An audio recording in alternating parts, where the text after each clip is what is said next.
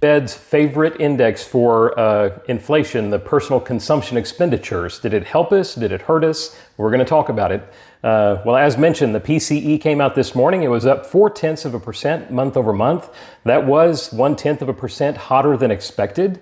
The market really didn't react to it for a couple of reasons. And it's always when you get into the internals of the report that you kind of get some of the reasons that the bond market did not sell off on that hotter than expected headline number. Primarily, personal spending was up 0.7%. It was expected to be up 0.3%. So folks are spending a significant amount more than was predicted. And this is concerning for a couple of reasons. Number one, personal income in that same report was only up 0.3%. So folks are outspending their pay increases by a significant margin. That's just not sustainable. And the reason that that we expect this number to be short-lived, this headline number, is the unsustainability of the spending outstripping earnings. It just won't be reflected in future reports. We'll see revisions downward, and we will see that hot number likely revised. So that's what folks are looking at when they're looking at this report, and the reason the bond market didn't sell off on the headline notice of this being hotter than expected inflation. We do have the Fed coming up this next week. That always puts jitters into the marketplace that the Fed may do something unexpected. That has not, as we've discussed many times, been the motive or the modus operandi of the Fed Chair Powell. They have generally allowed the market to draw correct conclusions about what's going to happen at these upcoming meetings. I do think, and I've mentioned this on previous calls, this is the one meeting where we may get a surprise. Economists broadly are expecting there's like a 100% chance of no hike priced into the current bond market pricing at this next Fed meeting. Nobody expects the Fed to move at this next meeting. I have said previously, based on prior Fed statements, I wouldn't be shocked if they did. I do think the Fed wants to get a move in before the end of this year. They only have one more meeting in December. And if we have reporting between now and then that would make that less palatable for the markets and even more of a shock, then I think the Fed would view that as missing out on the opportunity to get this one last hike in. I don't think the Fed views that we are anywhere near where they want us to be with regard to inflation. I think they would like to get another hike in here, and I would not be shocked if they did it at next week's meeting. We'll see. I'm going out on a limb with that possibility if they do. That said, 3 points to make with the current market, y'all. Let me get into the numbers real quick. Mortgage News Daily has us at 7.88% today. That's a nice reprieve from the 8.01 that we saw this time last week. 7 days ago today, we were at 7.97. 30 days ago, we were at 7.65 in the Mortgage News Daily tracking of interest rates for a 30-year fixed conforming. So we're seeing rates sitting pretty close to 25-year highs.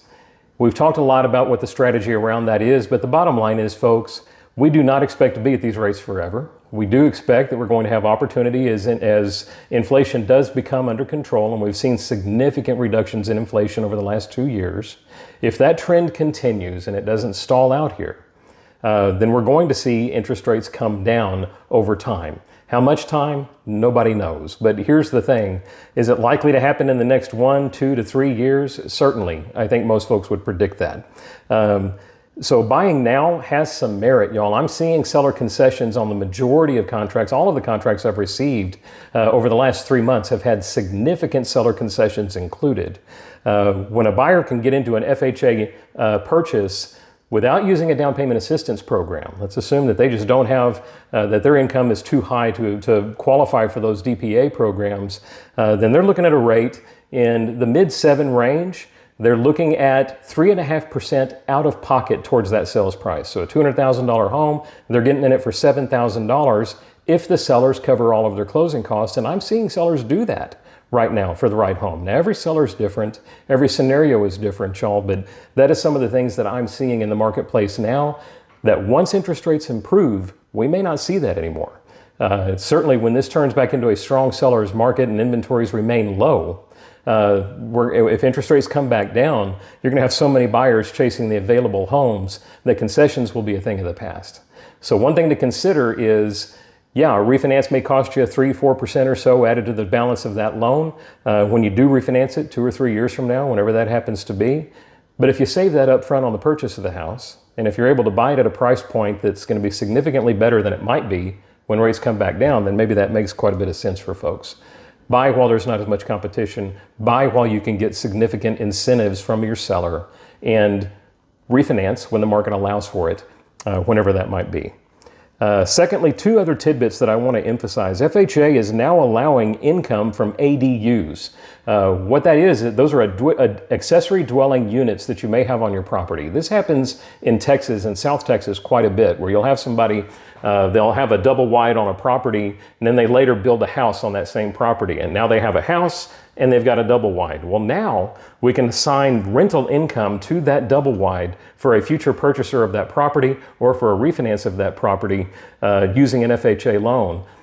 Never been able to use that before, that additional dwelling unit income, but you can now. So that's a nice benefit from FHA, and that's kind of in response to Fannie Mae also relaxing their requirements for the purchase of a 2 to 4 unit property. Up until now, even if you lived in it, you had to put 15% down.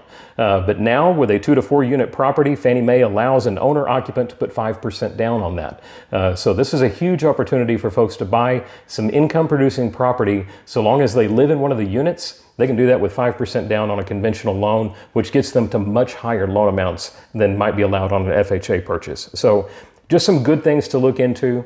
These are things I love talking about, y'all. Looking at strategies on how to move forward in an escalating rate environment or with rates as high as they are, particularly when we're expecting them to come down in the not too distant future.